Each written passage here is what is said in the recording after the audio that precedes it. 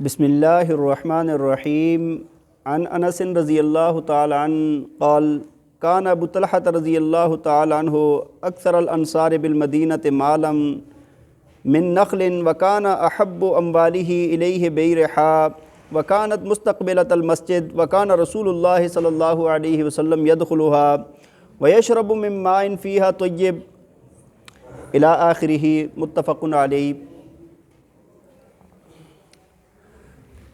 بھائی توجہ فرمائیں، صحیح بخاری اور صحیح مسلم کی روایت ہے، حضرت انس رضی اللہ تعالیٰ عنہ راوی ہیں، فرماتے ہیں کہ مدینہ کے اندر سب سے زیادہ کھجوروں کے باغات والے، سب سے زیادہ کھجوروں کے باغات کے مال والے انسان وہ حضرت ابو طلحہ رضی اللہ تعالیٰ عنہ تھے۔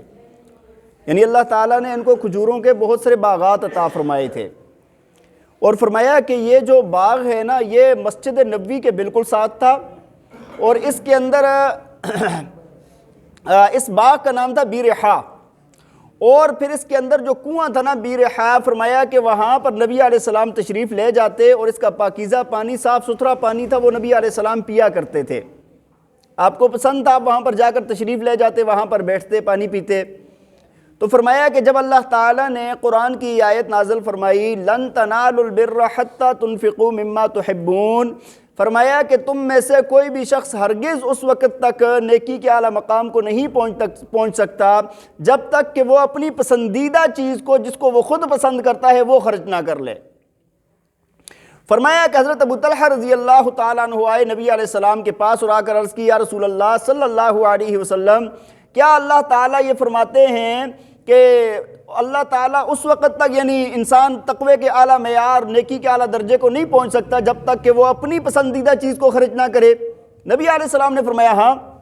کہا یا رسول اللہ، میرا جتنا بھی مال ہے نا، اس میں سے مجھے یہ جو میرا باغ ہے نا بیرحا والا، فرمایا یہ مجھے سب سے زیادہ پسند ہے، میرے اموال میں سے سب سے زیادہ پسندیدہ مال میرا یہ ہے، میں اس کو اللہ کے نام پر خرچ کرتا ہوں، اجر کی نیت کرتے ہوئے اللہ تعالیٰ سے کہ اللہ تعالیٰ مجھے اس پر اجر عطا فرمائے، اور آپ کے حوالے کرتا ہوں کہ آپ جیسے اللہ کا حکم ہے اس طرح آپ اس کو خرچ کر لیں۔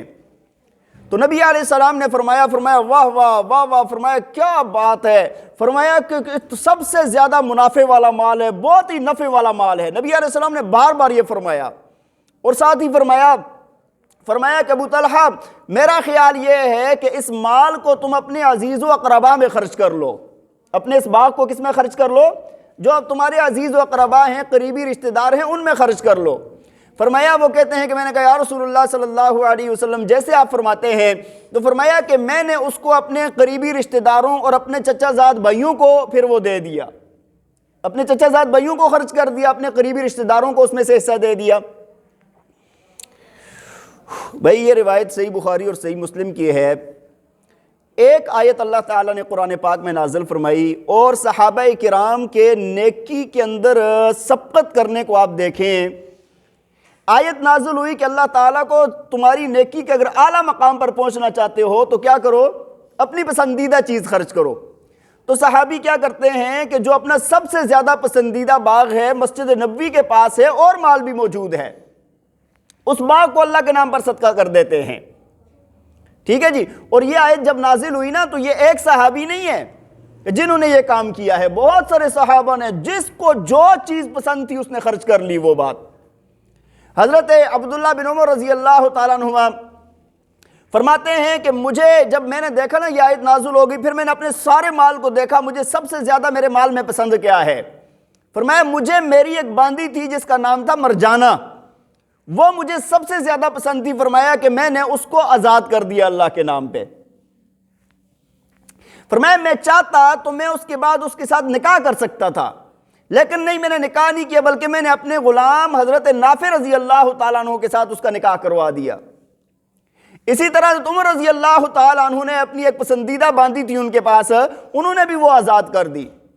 حضرت زید رضی اللہ تعالیٰ عنہ، انہوں نے جب دیکھا یہ آیت نازل ہوئی تو انہوں نے دیکھا کہ بھئی میرے مال میں سب سے زیادہ پسندیدہ چیز کیا ہے؟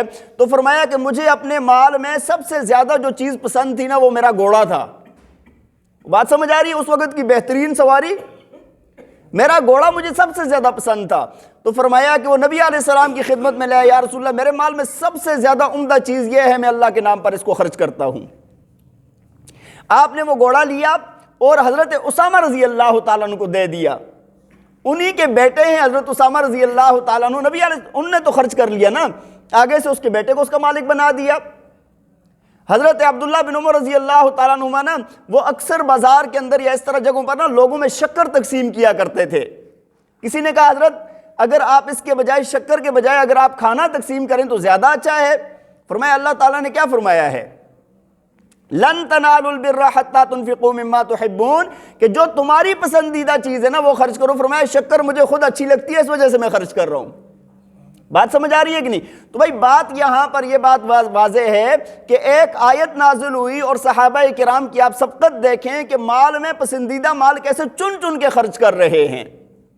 اور نبی علیہ السلام نے یہاں پر کیا فرمایا؟ صحابی خرچ کرنے کے لیے آئے، محتاج صحابہ بہت تھے، لیکن نبی علیہ السلام نے فرمایا میرا دل یہ چاہتا ہے تم کہاں پر خرچ کرو؟ اپنے عزیز و اقربا میں خرچ کرو۔ اب وہ گئے، انہوں نے اپنے چچا زاد بھائی اور اپنے قریبی رشتہ داروں میں خرچ کر لیا۔ تو بھائی قریبی رشتہ دار اگر وہ ضرورت مند ہیں تو ان پر خرچ کرنا زیادہ اجر کا باعث ہے، زیادہ اجر کا باعث ہے۔ ہم لوگ اس کے اندر بڑی کمزوری دکھاتے ہیں، خرچ ہی نہیں کرتے قریبی رشتہ داروں پر۔ تو قریبی رشتہ داروں کا پہلا حق ہے، حدیث کے اندر آتا ہے جو بندہ اپنے قریبی رشتہ داروں پر خرچ کرتا ہے فرمایا اس کو ڈبل ثواب ملتا ہے، ڈبل ثواب ملتا ہے۔ ایک تو خرچ کرنے کا، دوسرا صلہ رحمی کرنے کا۔ دوسرا کس کا؟ صلہ رحمی کرنے کا ثواب ملتا ہے۔ قریبی رشتہ داروں میں دیکھا کریں، اپنے عزیز و اقربا میں دیکھا کریں، اپنے محلے میں دیکھا کریں، جو لوگ محتاج ہیں ان پر خرچ کریں۔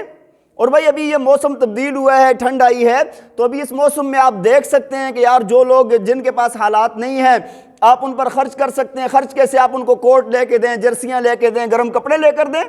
کسی کے پاس رضائیاں تلائیاں نہیں ہیں وہ لے کر دیں، کمبل لے کر دیں۔